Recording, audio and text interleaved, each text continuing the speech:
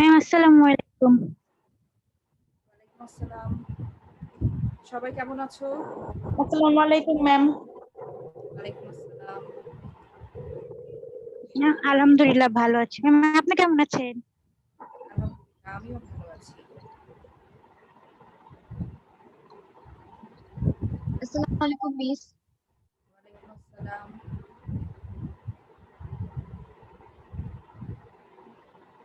আসসালামু আলাইকুম ম্যাম। ওয়ালাইকুম আসসালাম। মিস আসসালামু আলাইকুম। ওয়ালাইকুম আসসালাম। আচ্ছা মেয়েরা, আশা করি তোমরা সবাই ভালো আছো। তো আমাদের বাংলা নিয়ে কিছু কথা বলা দরকার এখন। তোমরা তো ইনশাআল্লাহ পরীক্ষার্থী এবছর। তো আমরা সিলেবাস শেষ করেছি, সিলেবাস রিভিশনও দেওয়া হচ্ছে বারবার। আমরা গত এখানে কেউ টেক্সট করছো? চ্যাটিং এ এখন কারো কিছু লেখার দরকার নেই।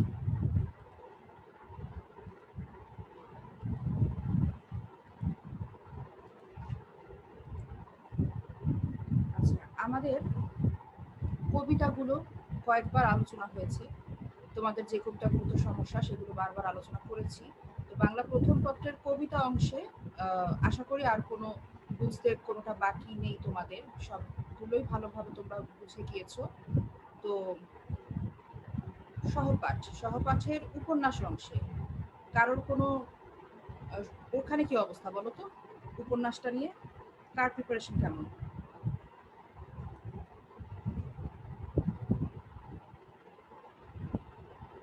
উপন্যাস নিয়ে কারো কোনো সমস্যা আছে? আচ্ছা, মনে হচ্ছে নেই। ঠিক আছে, তো আমরা ব্যাকরণ অংশে চলে যাব আজকে থেকে। ব্যাকরণ অংশটা আলোচনা করব। তো ব্যাকরণ আমরা বেশ অনেকবার প্রত্যেকটি টপিক আলোচনা করেছি। তো আজকে আমরা আবারও রিভিশনে যাব। যত রিভিশন হবে তোমাদের ততই প্রস্তুতিটা ভালো হবে। মিস বলো। মিস আমাদের পদ্ম থেকে সৃজনশীল সলভ করার কথা ছিল। আচ্ছা, আহ, আমরা আমাদের আজকের ক্লাসে চলে যাই। আজকের পড়াতে সবাই কি দেখতে পাচ্ছ? স্ক্রিনে দেখা যাচ্ছে কি? জি ম্যাম। আচ্ছা, আমরা আজকে পড়ব বাংলা বানানের নিয়ম। নিয়মগুলো আমরা আগেও পড়েছি, তোমরা নিশ্চয়ই অনেকেই নিয়মগুলো পারবে, এখন জিজ্ঞেস করলেও হয়তো বলতে পারবে। তবুও আমরা একটু রিভিশনে যাই। বাংলা বানানের যে নিয়মগুলো আমাদের পরীক্ষার জন্য গুরুত্বপূর্ণ, খুব বারবার আসে, তার মধ্যে একটা হচ্ছে বিদেশি শব্দের বানানের নিয়ম। তো বিদেশি শব্দ যেগুলো বাংলা ভাষায় এসেছে, যেই শব্দগুলো আসলে বাংলা ভাষায় ছিল না কিন্তু নানান বিদেশি ভাষা থেকে আমাদের বাংলা ভাষায় প্রবেশ করেছে, যে শব্দগুলো, সে শব্দগুলোকে বলা হয় বিদেশি শব্দ। এই বিদেশি শব্দগুলো লেখার জন্য বিদেশি শব্দগুলোর বানানে বেশ কিছু নিয়ম আছে। সেই নিয়মগুলো আমরা দেখব। আর আরেকটা যে প্রশ্ন আসে সেটা হচ্ছে ই কার ব্যবহারের নিয়ম। শব্দের মধ্যে ই কার ব্যবহারের কি কি নিয়ম আছে, সেখান থেকে 5টি নিয়ম আসে। আরও আসে যেটা তোমরা স্কুলেও পড়েছো, সেটা হলো নত্যবিধান। নত্যবিধান কি? নত্যবিধানের 5টি নিয়ম লিখো। এবং সত্যবিধান কি? সত্যবিধানের 5টি নিয়ম লিখো। এইভাবে এই যে কয়েকটা প্রশ্নের কথা বললাম, এই প্রশ্নগুলো খুব বেশি গুরুত্বপূর্ণ। এছাড়াও আছে অতৎসম শব্দের বানানের নিয়ম লিখো। এরকম তোমরা যখন টেস্ট পেপার দেখবে তখন দেখবে যে এই প্রশ্নগুলোই ঘুরে ফিরে বোর্ড পরীক্ষায় বারবার আসছে। সুতরাং এই প্রশ্নগুলো আমরা একটু বেশি গুরুত্ব দিয়ে পড়ব। তো প্রথমে আমরা যে নিয়মগুলো দেখব, ই কার ব্যবহারের 5টি নিয়ম আমরা আজকে দেখব। প্রথমে কি বলা হচ্ছে, প্রথম নিয়মটাতে দেখো, যেসব তৎসম শব্দে হ্রস্ব ই বা দীর্ঘ ইকার উভয় শুদ্ধ শুধু সেসব শব্দে হ্রস্বইকার ব্যবহৃত হবে। নিয়মটা ভালোভাবে লক্ষ্য করো যে যেসব তৎসম শব্দে, নিয়মটা তৎসম শব্দের জন্য, তৎসম শব্দের বানানে হ্রস্বইকার এবং দীর্ঘইকার দুটোই যদি শুদ্ধ থাকে সেক্ষেত্রে আমরা কোন কার ব্যবহার করব বলো একটু। হ্রস্বইকার। হ্রস্বইকার, ঠিক। যেমন কয়েকটা উদাহরণ দেখো, চুল্লি, তরণী, পদবী, নারী, মমি, ভঙ্গি। এই শব্দগুলো তৎসম শব্দ এবং এই শব্দগুলোর বানানে হ্রস্বইকারও শুদ্ধ, দীর্ঘইকারও শুদ্ধ। যেহেতু দুটোই শুদ্ধ সেক্ষেত্রে আমরা হ্রস্বইকার ব্যবহার করব। এরপরে নিয়মে দেখো, সকল অতৎসম শব্দে হ্রস্বইকার ব্যবহৃত হবে। যেমন খুশি, পাখি, শাড়ি। যেই তৎসম যে শব্দগুলো তৎসম নয় সেই শব্দগুলোতে যখন ই ধ্বনি আসবে তখন আমরা হ্রস্বইকার ব্যবহার করব। এই যে খুশি, পাখি, শাড়ি এই শব্দগুলো তৎসম নয়, এগুলো অতৎসম শব্দ। তাই এখানে ই ধ্বনি আসার কারণে আমরা হ্রস্বইকার ব্যবহার করেছি। এরপরে ৩ নাম্বার, বিশেষণবাচক আলি প্রত্যয়যুক্ত শব্দে ইকার হবে। আমার এখানে শব্দটা, এই প্রত্যয়যুক্ত শব্দটা ভেঙে গিয়েছে, তোমরা একটু বুঝে নাও যে বিশেষণবাচক আলি প্রত্যয়যুক্ত শব্দে হ্রস্বইকার হবে। বর্ণালী, গীতালি, সোনালী, রূপালী, এখানে প্রতিটি শব্দের শেষে আলি প্রত্যয়যুক্ত হয়েছে এবং বিশেষণ অর্থে প্রযুক্ত হয়েছে। এ কারণে এই আলি যুক্ত যে প্রত্যয় সেখানে আমরা হ্রস্বইকার দিয়ে লিখব। বর্ণালী, গীতালি, সোনালী, রূপালী সমস্ত বানান হবে এই আলি প্রত্যয় হ্রস্বইকার। এরপর ৪ নম্বরে দেখো, ভাষা ও জাতিবাচক নামে ইকার বসবে, অর্থাৎ ভাষার নামে হ্রস্বইকার বসবে আর জাতিবাচক নামেও হ্রস্বইকার বসবে। যেমন বাঙালি, জাপানি, ইংরেজি, ফার্সি, আরবি। এখানে জাতির নাম কোনগুলো বলো তো একজন? জাতির নাম ম্যাম বাঙালি। বাঙালি, হ্যাঁ বাঙালি একটি জাতির নাম। জাপানি, জাপানিটা জি ম্যাম, ভাষার নামও, জাপানিও হয়। জাপানি জাতির নাম। আচ্ছা, তারপরে ইংরেজি, ফার্সি, আরবি এগুলো ভাষার নাম। তো জাতিবাচক এবং ভাষার নাম দুটো ক্ষেত্রে আমরা হ্রস্বইকার বসাই। এরপরে পদাশ্রিত নির্দেশক হলে হ্রস্বইকার বসবে। পদাশ্রিত নির্দেশক কোনগুলো? এই যে টি, টি, টা, খানা, খানি এগুলো হচ্ছে পদাশ্রিত নির্দেশক। এখানে দেখো টি যুক্ত হচ্ছে শব্দগুলোর সাথে, ছেলেটি, কলমটি, বিড়ালটি, পুতুলটি, প্রতিটিতে যুক্ত হয়েছে টি। টি একটি পদাশ্রিত নির্দেশক, এই কারণে এখানে হ্রস্বইকার বসবে। তোমরা বলো, এই যে 5টি বানান আমরা এই মাত্র দেখলাম, বানানগুলো সহজ কিনা, বানানের নিয়মগুলো আমরা সবাই বুঝতে পেরেছি কিনা? সবাই কি বানানগুলো বুঝতে পেরেছি, বানানের নিয়মগুলো? জি ম্যাম। আমি আবার বোঝাবো, কারণ এই নিয়মগুলো খুব গুরুত্বপূর্ণ। তোমরা যে যেটাই উত্তর করো না কেন পরীক্ষার সময়, তোমরা তো জানো যে প্রথম প্রশ্নটি থাকবে বানানের নিয়মের উপর, কোনো একটি নিয়ম রচনামূলক প্রশ্নের মতো লিখতে হবে। এর অথবায় থাকবে বানান শুদ্ধ করে লেখা। তোমরা যদি প্রথম প্রশ্নটি উত্তর করতে চাও সেক্ষেত্রে তো এই নিয়মগুলো তোমাদের খুব ভালোভাবে উদাহরণ সহ শিখতে হবে। আর দ্বিতীয় প্রশ্নের উত্তরটা যদি দিতে চাও, অথবা যেটা থাকে শুদ্ধ করে বানানটা লেখা, বানান অশুদ্ধ দেয়া থাকে তোমরা শুদ্ধ করে লিখবে, সেই ক্ষেত্রেও তোমাদের নিয়ম জানতেই হবে। নিয়ম যদি না জানো তোমরা শুদ্ধ করে লিখতে পারবে না। এই কারণে এই ব্যাকরণের এই প্রশ্নগুলো খুব গুরুত্বপূর্ণ আমাদের জন্য। সঠিকভাবে লিখতে পারলেই পূর্ণ নম্বর পাওয়া যায়। তুমি 5টি বানান শুদ্ধ করে লিখবে, 5-এ 5। 5টি নিয়ম শুদ্ধ করে লিখবে, উদাহরণ শুদ্ধ করে লিখবে, 5-এ 5। এই কারণে আমি বারবার বলছি, এই প্রশ্নটা যেটুকু আমরা করলাম সবাই কি বুঝতে পেরেছো? জি ম্যাম। জি মিস। গুড।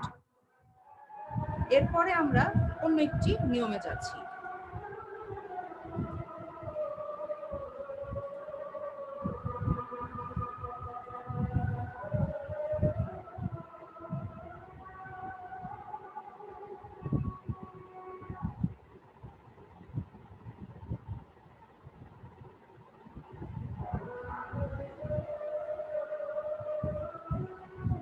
এবার আমরা দেখব অতৎসম শব্দের যে বানান, সেই বানানের নিয়ম।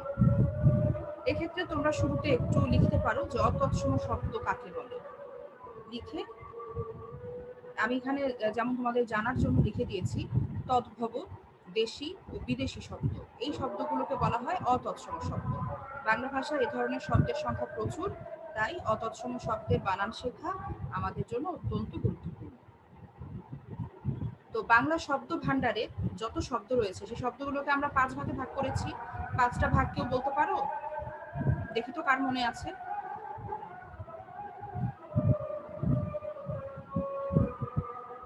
কারোর মনে নেই? আচ্ছা, আমি মনে করিয়ে দিই। প্রথমে আছে তৎসম শব্দ, তৎসম বা সংস্কৃত শব্দ। তারপরে আছে অর্ধ তৎসম শব্দ। 3 নম্বরে আছে তদ্ভব শব্দ, 4 নম্বরে দেশি শব্দ, 5 নম্বরে বিদেশি শব্দ। 5 নম্বরে যে বিদেশি শব্দ আছে সেগুলোর বানান আমরা একটু আগে দেখলাম। আর এখন আমরা দেখব অতৎসম শব্দ। তৎসম এবং সংস্কৃত এবং হ্যাঁ, তৎসম আর সংস্কৃত একই। তৎসম শব্দ এবং অর্ধ তৎসম শব্দ, এই দুটো শ্রেণী বাদে যে বাকি 3টা রয়েছে, অর্থাৎ তদ্ভব শব্দ, দেশি শব্দ, বিদেশি শব্দ, এই 3 প্রকারের শব্দগুলোকে বলা হয় অতৎসম শব্দ। অতৎসম শব্দ কোনগুলো সেগুলো আগে ধারণাটা পরিষ্কার করতে হবে। বলে দিলাম যে অতৎসম শব্দ কোনগুলো। এখন আমরা নিয়মে যাই। 1 নম্বর, সকল অতৎসম শব্দ অর্থাৎ তদ্ভব, দেশি ও বিদেশি শব্দের এবং মিশ্র শব্দের বানানে। মিশ্র শব্দ কোনগুলো? যে দুটো শব্দ যদি একসাথে সংযুক্ত হয়ে নতুন শব্দ গঠন করে, সেটা হচ্ছে মিশ্র শব্দ। সেখানে দুটো বিদেশি শব্দও থাকতে পারে, যেমন বেহায়া। আমরা কথায় কথায় এই শব্দটা বলে থাকি, এটা এই শব্দটার সাথে আমরা পরিচিত। বেহায়া, এখানে বে তার সাথে যুক্ত হচ্ছে হায়া, দুটোই বিদেশি শব্দ। এইগুলোকে আমরা মিশ্র শব্দ বলবো। তারপর ফুল হাতা, ফুল হচ্ছে ইংরেজি। তারপর হেড পণ্ডিত, এই যে শব্দগুলো এগুলো হচ্ছে মিশ্র শব্দ। তো তদ্ভব, দেশি, বিদেশি এবং মিশ্র শব্দের বানানে কেবল রস্যই এবং রস্য ব্যবহৃত হবে, এবং যদি কার হিসেবে বসে তখন রস্যইকার এবং রস্যৌকার হিসেবে ব্যবহৃত হবে। এমনকি স্ত্রীবাচক ও জাতিবাচক ইত্যাদি শব্দের ক্ষেত্রেও একই নিয়ম প্রযোজ্য হবে। যেমন দেখো, গাড়ি, গাড়ি একটি অতৎসম শব্দ, তাই রস্যইকার ব্যবহৃত হয়েছে। যেহেতু কার হিসেবে বসবে তাই রস্যইকার। বাঙালি, বাঙালি জাতির নাম, রস্যইকার হবে। টুপি, এটাও একটা অতৎসম শব্দ, তাই এখানে রস্যইকার ব্যবহৃত হয়েছে। 1 নম্বরের নিয়মটা একটু দীর্ঘ কিন্তু সহজ। 1 নম্বর নিয়মটা বোঝা গেছে সবার? সবাই বুঝেছ?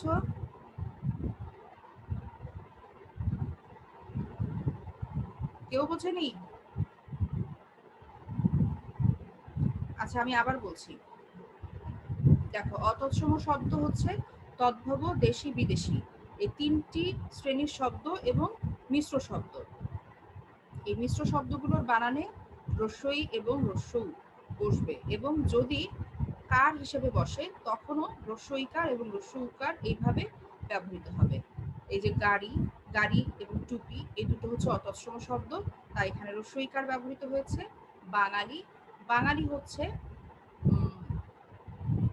জাতির নাম, কারণ স্ত্রীবাচক ও জাতিবাচক ইত্যাদি শব্দের ক্ষেত্রেও এই একই নিয়ম বসবে, অর্থাৎ রস্যই হবে, রস্যৌ হবে, এবং কার হলে রস্যইকার এবং রস্যৌকার হবে।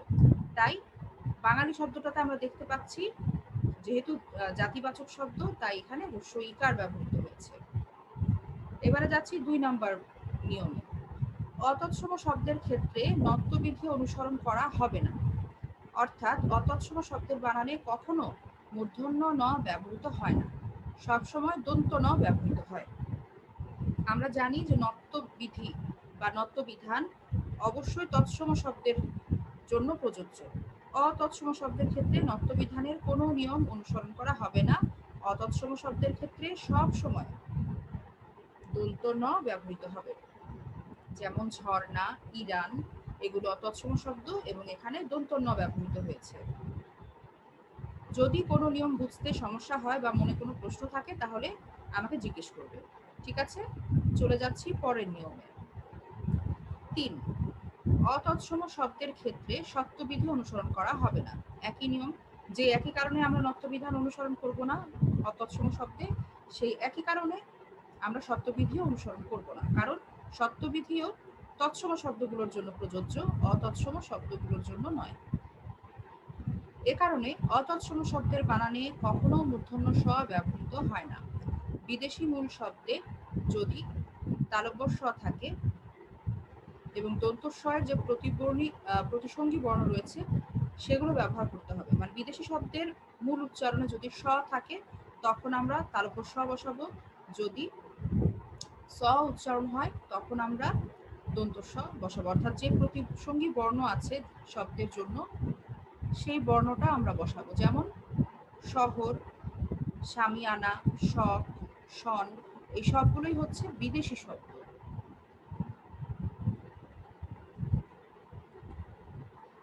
হ্যাঁ, এই বিদেশি শব্দগুলোতে আমরা তালব্য স এবং দন্ত স বসাবো, কখনোই মূর্ধন্য স ব্যবহার করব না। এবার 4 নম্বর, বাংলায় বিদেশি শব্দের আদিতে বর্ণ বিশ্লেষ সম্ভব নয়, এগুলোকে যুক্ত বর্ণ দিয়ে লিখতে হবে। বাংলায় যে বিদেশি শব্দগুলো এসেছে সেই শব্দগুলোর শুরুতে যদি মানে এটাকে কি বলে, ধ্বনি একসাথে যদি উচ্চারণ হয়, যদি মাঝখানে কোনো স্বরধ্বনি না থাকে, সেই ক্ষেত্রে বর্ণগুলোকে বিশ্লেষণ করে লেখা সম্ভব নয়, আলাদা আলাদা ভেঙে ভেঙে লেখা সম্ভব নয়, আমাদেরকে সেগুলো যুক্ত বর্ণ দিয়ে লিখতে হবে। যেমন স্টেশন, এখানে স ট, মাঝখানে কোনো স্বরধ্বনি নেই। ইংরেজিতেও বানানটা লক্ষ্য করো, ST, কোনো ভাওয়েল নেই। এই কারণে এগুলোকে অবশ্যই যুক্ত বর্ণ হিসেবে লিখতে হবে। আমরা উচ্চারণও যেমন একসাথে করব, স্টেশন স ট একসাথে, সেই রকমই লিখবো আমরা স ট যুক্ত বর্ণ দিয়ে। স্টেশন, স্ট্রিট, স্প্রিং, এগুলো সবই এই নিয়মের উদাহরণ। 4 নম্বর নিয়মটা বুঝেছি সবাই? না বুঝলে জি মিস। আচ্ছা, না বুঝলে বলবে। ঠিক আছে, আমরা এখন 5 নম্বরে যাচ্ছি। ইংরেজি ও ইংরেজির মাধ্যমে আগত বিদেশি শব্দগুলোর এস ধ্বনির জন্য আমরা লিখব দন্ত স, এবং যে শব্দগুলোতে SH থাকবে বা SION থাকবে, SSION থাকবে এবং TION থাকবে, সেই ক্ষেত্রে আমরা বাংলায় লেখার জন্য তালব্য স ব্যবহার করব। যেমন দেখো, স্কুল, এখানে কি এসেছে, ইংরেজি এস আছে, তাই আমরা তার জন্য দন্ত স ব্যবহার করেছি, স্কুল। আবার যদি SH থাকে তখন আমরা কি লিখব, তখন আমরা তালব্য স লিখব। যেমন শ্যাম্পু, শ্যাম্পু বানানে SH আছে, SHAMPOO, শ্যাম্পু, এই SH এর জন্য আমরা তালব্য স ব্যবহার করব। আবার TION যদি থাকে তখন আমরা তালব্য স ব্যবহার করব। যেমন টিউশন, টিউশন শব্দটার বানান কি, TUTION, টিউশন। দেখো আমরা লিখেছি তালব্য স দিয়ে। অর্থাৎ যদি S থাকে সেই ক্ষেত্রে দন্ত স হবে, এছাড়া বাকিগুলোর ক্ষেত্রে তালব্য স হবে। বাকিগুলো কি কি, SH, SION, SSION, TION, এই বর্ণগুচ্ছর জন্য আমরা তালব্য স দিয়ে ওই বর্ণগুচ্ছটি আমরা লিখব। আমরা এই পর্যন্ত সবাই বুঝেছি 5টি নিয়ম অতৎসম শব্দের জন্য? জি মিস।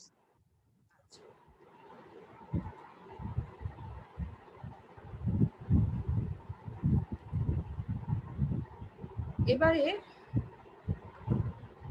আমরা নত্ব বিধান দেখব। নত্ব বিধান কাকে বলে, প্রশ্নটা এইভাবে আসে, নত্ব বিধান কাকে বলে? নত্ব বিধানের যে কোনো 5টি নিয়ম লেখো, উদাহরণ সহ লেখো। তো প্রথমে আমরা দেখি নত্ব বিধান কাকে বলে। যে রীতি অনুসারে বাংলা ভাষায় ব্যবহৃত তৎসম বা সংস্কৃত শব্দের বানানে মূর্ধন্য ন হয় তাকে নত্ব বিধান বলে। অর্থাৎ তৎসম শব্দের বানানে বা সংস্কৃত শব্দের বানানে মূর্ধন্য ন এর সঠিক ব্যবহারের নিয়মই হচ্ছে নত্ব বিধান। এই সংজ্ঞাটুকু আমাদের সুন্দর করে লিখতে হবে। তাহলে আমরা কি বুঝলাম এখান থেকে? আমরা একটু আগেও বলেছি যে নত্ব বিধান তৎসম শব্দের জন্য প্রযোজ্য, এই কারণেই অতৎসম শব্দের বানানে মূর্ধন্য ন বসে না, এটা আমরা একটু আগে শিখেছি। তো দেখো, নত্ব বিধান যখন আমরা শিখব তখন আমরা দেখব যে তৎসম বা সংস্কৃত শব্দের বানানে যখন ন আসে তখন কোন নিয়মের প্রেক্ষিতে মূর্ধন্য ন হয় সেই নিয়মকেই বলা হয় নত্ব বিধান। প্রথম নিয়মটা দেখি। তৎসম শব্দের বানানে রি, র এবং মূর্ধন্য স এই তিনটি বর্ণের পরে মূর্ধন্য ন ব্যবহৃত হয়। যেমন ঋণ, ঋণ শব্দে দেখো প্রথমে কি আছে? রি আছে। রি এর পরে মূর্ধন্য ন বসেছে। র এর পরে কি হয়? মূর্ধন্য ন হয়। কিরকম? চরণ। লক্ষ্য করো এখানে চরণ শব্দে মূর্ধন্য এর আগে কি এসেছে? র এসেছে, তাই এখানে মূর্ধন্য ন বসেছে। মূর্ধন্য স এর পরে মূর্ধন্য ন হয়। যেমন ক্ষীণ, এই ক্ষীণ শব্দের বানানে মূর্ধন্য স কোথায়? এখানে তো আমি ক্ষীয় দেখতে পাচ্ছি, কেউ বলতে পারো এখানে মূর্ধন্য স কোথায়? হ্যাঁ, মূর্ধন্য স মিলে ক্ষীয় হয়। আমি ব্র্যাকেটে দেখো লিখে দিয়েছি তোমাদের বোঝার সুবিধার্থে যে ক্ষীয় মানেই হচ্ছে ক এর সাথে মূর্ধন্য স এর একটা সংযোগ। এই দুটো বর্ণ সংযুক্ত হয়ে ক্ষীয় তৈরি হয়েছে। এ কারণে এই যে ক্ষীণ বানানটা এইখানে আমরা মূর্ধন্য স এর পরে মূর্ধন্য ন বসিয়েছি। এই গেল আমাদের ১ নম্বর নিয়ম। এরপরে ২ নম্বরে যুক্ত ব্যঞ্জন বর্ণের ক্ষেত্রে ট বর্গীয় বর্ণের আগে মূর্ধন্য ন বসে। আমরা সবাই বর্গ জানি, বর্গগুলো ক থেকে প পর্যন্ত আমাদের যে ব্যঞ্জন বর্ণগুলো আছে সেখানে ক থেকে প পর্যন্ত, ক থেকে ম পর্যন্ত যে ২৫টি বর্ণ আছে সেই ২৫টি বর্ণকে ৫টি বর্গে ভাগ করা হয়েছে। প্রতিটি বর্গে ৫টি করে বর্ণ থাকে। ক বর্গে আছে ক, খ, গ, ঘ, ঙ। প্রথম বর্ণটির নামানুসারে বর্গের নাম করা হয়েছে। প্রথমে আছে ক, তাই এটি ক বর্গ। ক বর্গের ৫টা বর্ণ কি কি? ক, খ, গ, ঘ, ঙ। এরপরে আছে চ বর্গ। চ বর্গের ৫টি বর্ণ কি বলতো? কি হবে? চ, ছ, বুঝে জ, জহনীয়। চ, ছ, বর্গীয় জ, ঝ, ইয়। এটা হচ্ছে চ বর্গের বর্ণ। এরপরে আসছে ট বর্গ। ট বর্গের বর্ণগুলো বলো। ট, ঠ, ড, ঢ, মদিনা দন্তন্য। আচ্ছা, এই যে আমরা বর্গগুলো দেখলাম, বর্গগুলো আমরা চিনলাম, তো যখন আমরা দেখব যে ট বর্গীয় বর্ণর আগে ন আসছে তখন আমরা মূর্ধন্য ন বসাবো। যেমন দেখো বন্টন, এখানে ট বর্গীয় বর্ণ কোনটা এসেছে? ট। তো ট এর আগে আছে ন, তাই আমরা এখানে কি বসালাম? মূর্ধন্য ন বসালাম। মূর্ধন্য নটা এমন ভাবে লিখবে যেন মাত্রা ছাড়া থাকে, কখনোই যেন দন্ত ন এর মতো দেখা না যায়। ওরকম যদি তোমাদের হাতের লেখা অস্পষ্ট হয় তখন কিন্তু খাতায় নম্বর কাটা যাবে, বোঝাই যাবে না যে এটা দন্ত ন লিখেছো না মূর্ধন্য ন লিখেছো। আমি এই যে সংযুক্তটার কথা বলছি, ন, ট, ন, ঠ, ন, ড, এই যুক্ত বর্ণগুলোর কথা বলছি। এখানে যেন স্পষ্টভাবে বোঝা যায় যে তুমি মূর্ধন্য ন লিখেছো। ঠিক আছে? পরেরটা কিন্তু দন্তন্য। এই যে বন্টন, শেষেরটা দন্তন্য। লুণ্ঠন, শেষেরটা দন্তন্য। ওগুলো দন্তন্যই হবে, কিন্তু ট বর্গের সাথে যে নগুলো আসবে, যে মূর্ধন্য নগুলো আসবে, সেগুলোকে অবশ্যই মূর্ধন্য ন যেন বোঝা যায় সেভাবে লিখতে হবে। দেখো এখন বন্টন, এখানে ট এর আগে এসেছে ন, তাই মূর্ধন্য ন হয়েছে। লুণ্ঠন, ঠ একটি ট বর্গীয় বর্ণ, তাই এখানে মূর্ধন্য ন বসেছে। খণ্ড, খণ্ড বানানে ড হচ্ছে ট বর্গীয় ধ্বনি, ট বর্গীয় বর্ণ। এ কারণে ড এর আগে যখন ন এসেছে আমরা তখন মূর্ধন্য ন লিখেছি। ২ নাম্বার নিয়মটা আমরা সবাই কি বুঝতে পারলাম? জি মিস। আচ্ছা, ঠিক আছে, তাহলে আমরা পরের নিয়মে যাই। ৩ নম্বরে দেখো প্র, পরি, নির এই ৩টি উপসর্গের পর সাধারণত মূর্ধন্য ন ব্যবহৃত হয়। কোন ৩টি উপসর্গ? আমরা জানি উপসর্গ কি কি। উপসর্গের মধ্যে ৩টা এখানে বলা হয়েছে, প্র, পরি, নির। এই ৩টি উপসর্গের পরে সাধারণত মূর্ধন্য ন ব্যবহৃত হবে। যেমন প্র উপসর্গের পরে আছে প্রণয়। এখানে আমি দুঃখিত যে তোমাদের যখন আমি এখানে ওপেন করলাম এই ওয়ার্ডগুলো ভেঙে গেছে, এখানে কয়ের উপর রেফের মতো দেখাচ্ছে। এটা তোমরা একটু বুঝে নাও যে এগুলো শব্দগুলো ভেঙে গেছে আমার, কি কারণে বুঝতে পারলাম না। তো এখানে এটা পয়ের উপর রেফ না, এটা পর রফলা হবে। তো প্র উপসর্গের পরে যদি ন আসে তখন মূর্ধন্য ন, যেমন প্রণয়। পরি উপসর্গের পর যদি মূর্ধন্য আসে তখন এরকম একটা উদাহরণ হচ্ছে পরিণয়। নির উপসর্গের পর মূর্ধন্য বসবে, এরকম একটি উদাহরণ হচ্ছে নির্ণয়। ঠিক আছে, প্র এর পরে, প্র উপসর্গের পরে মূর্ধন্য প্রণয়, পরি উপসর্গের পর মূর্ধন্য ন পরিণয়, নির উপসর্গের পর মূর্ধন্য ন নির্ণয়।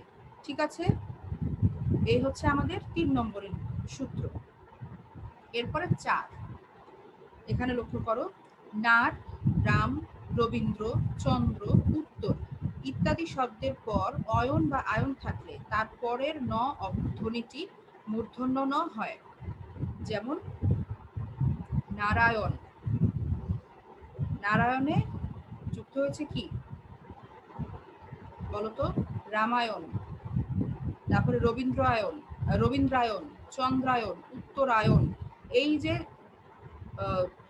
শব্দগুলো শব্দের শেষে যে যুক্ত হয়েছে আয়ন, অয়ন, এই ক্ষেত্রে আমরা বসাবো মূর্ধন্য ন। এরকম নার, রাম, রবীন্দ্র, চন্দ্র, উত্তর এইগুলো শব্দের পর যদি অয়ন বা আয়ন আসে, নারায়ণ প্রথমে কি আছে নার, তারপরে রামায়ণ প্রথমে বসেছে রাম, রবীন্দ্রায়ণ এখানে আছে রবীন্দ্র, তারপর আছে চন্দ্রায়ণ এখানে আছে চন্দ্র, উত্তরায়ণ এখানে আছে উত্তর, এই যে শব্দগুলো এগুলোর পর যুক্ত হয়েছে, কোথাও যুক্ত হয়েছে অয়ন, কোথাও যুক্ত হয়েছে আয়ন। তো যেটাই যুক্ত হোক অয়ন বা আয়ন, আমরা সেখানে মূর্ধন্য ন ব্যবহার করব। কয়টা শব্দের পরে? 5টা শব্দের পরে, নার, রাম, রবীন্দ্র, চন্দ্র, উত্তর, এই 5টা শব্দের পরে যদি অয়ন বা আয়ন আসে তখন আমরা মূর্ধন্য ন দিয়ে লিখব। নারায়ণ এখানে আছে নার, রামায়ণ এখানে আছে রাম, রবীন্দ্রায়ণ এখানে আছে রবীন্দ্র, চন্দ্রায়ণ এখানে আছে চন্দ্র, উত্তরায়ণ এখানে আছে উত্তর। এই যে 5টা শব্দের কথা আমরা সূত্রতে লিখেছি, 5টা উদাহরণও আমরা দিয়েছি এবং উদাহরণে আমরা দেখিয়েছি যে প্রত্যেকটাতে মূর্ধন্য ন কিভাবে ব্যবহৃত হয়েছে। 4 নম্বর সূত্রটা কি বুঝেছি আমরা? সবাই বুঝেছি 4 নম্বর?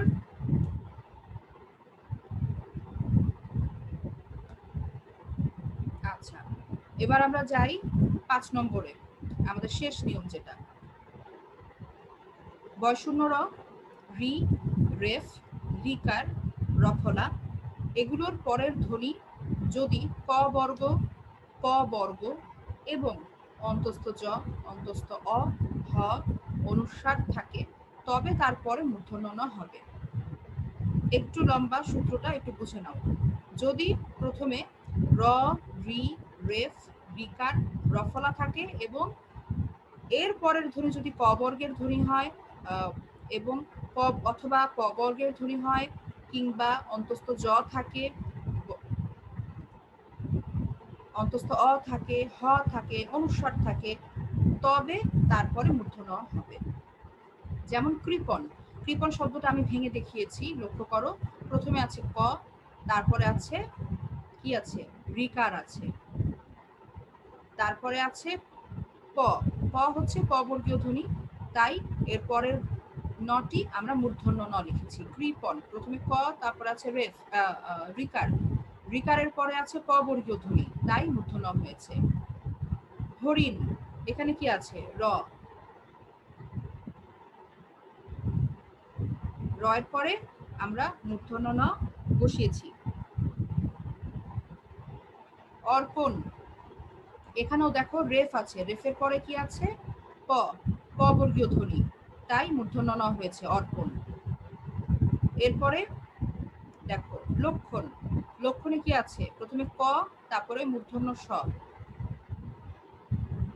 ক ক্ষীয় মানে হচ্ছে ক এবং মূর্ধন্য স, এরপরে এসেছে মূর্ধন্য ন। ঠিক আছে, আমরা এই নিয়মটা বুঝেছি সবাই?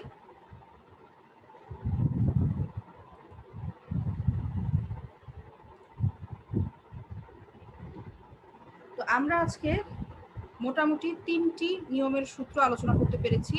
প্রথমটি হচ্ছে অতৎসম শব্দের নিয়ম, হ্রস্বইকার লেখার নিয়ম এবং নত্যবিধি।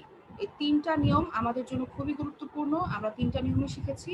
তোমরা বাসায় সত্যবিধিটা একটু দেখবে। এগুলো আমরা আগেও করেছি, তাই সত্যবিধিটা রিভিশন দিতে আশা করি সমস্যা হবে না। যদি কোনো সমস্যা থাকে আমাকে নেক্সট ক্লাসে জানাবে, আমি অবশ্যই আলোচনা করব। এবারে আমরা অ্যাটেন্ডেন্স দিয়ে দিই, আমাদের হাতে সময় কম। প্রথমে আসবে হিউম্যানিটিজ। হিউম্যানিটিজ এসে অ্যাটেন্ডেন্স দাও।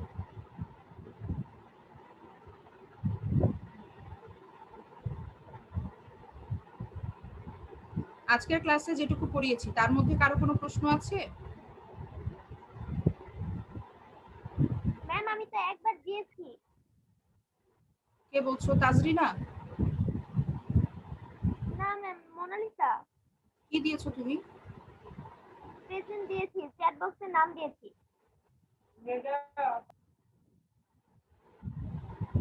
না, তোমারটা আসেনি। তুমি আবার দাও আচ্ছা ম্যাম, মোনালিসা, আবার আবার দিয়ে দাও।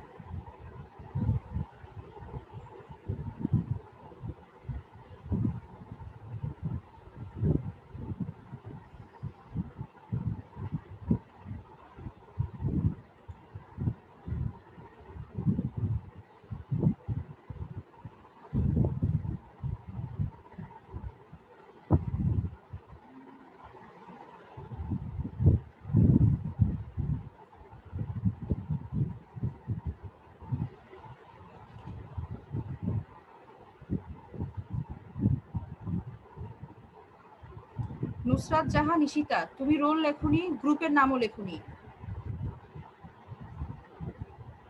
নুসরাত জাহান ঈশিতা আবার লিখবে, অ্যাটেন্ডেন্স আবার দিবে, রোল নাম্বার লিখবে এবং গ্রুপের নাম লিখবে।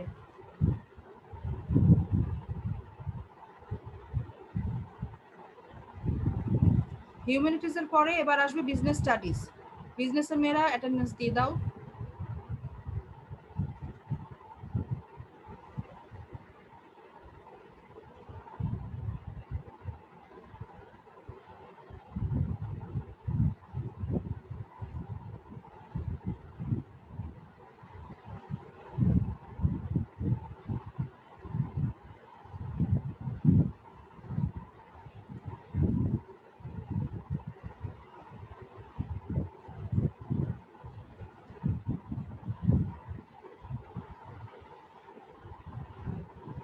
আচ্ছা, বিজনেস স্টাডিজ দেওয়া শেষ, এবারে সায়েন্স এসো। সায়েন্সের মেয়েরা অ্যাটেন্ডেন্স দিয়ে দাও।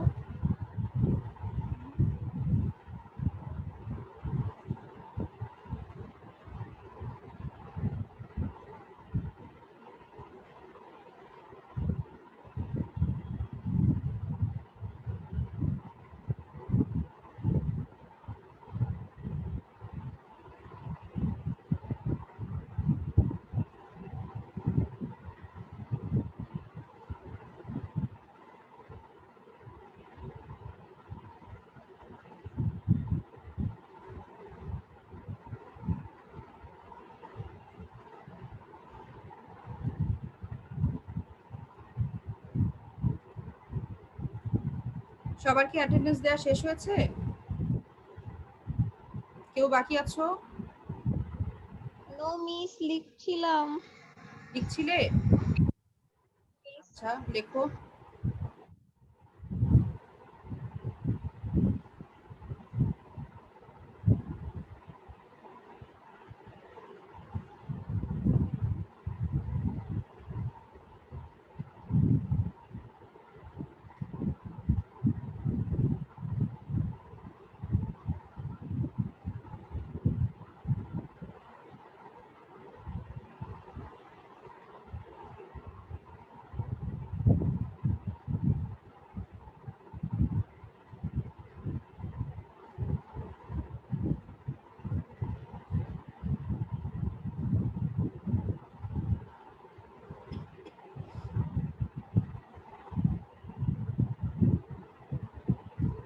আর কেউ বাকি আছো অ্যাটেন্ডেন্স দেওয়ার?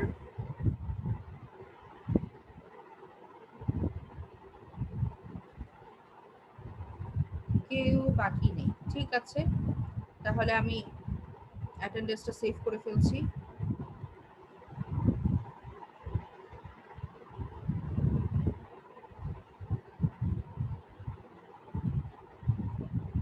আজকের ক্লাসে কারো কোনো প্রশ্ন আছে? আমাদের সময় খুব কম। কারো কোনো প্রশ্ন আছে? নেই। না ম্যাম, বুঝেছি। ঠিক আছে, তোমাদের সবাইকে অনেক ধন্যবাদ। ইনশাআল্লাহ আগামী ক্লাসে তোমাদের সাথে আবার দেখা হবে। তোমরা সকলে ভালো থেকো, সুস্থ থেকো। দেখা হবে আগামী ক্লাসে। আল্লাহ হাফেজ। আসসালামু আলাইকুম। আল্লাহ ওয়ালাইকুম হাফেজ আসসালাম। ম্যাডাম, ম্যাম, আসসালামু আসসালামু আলাইকুম। আলাইকুম। ওয়ালাইকুম আসসালাম। ম্যাম, আসসালামু আলাইকুম। ওয়ালাইকুম আসসালাম।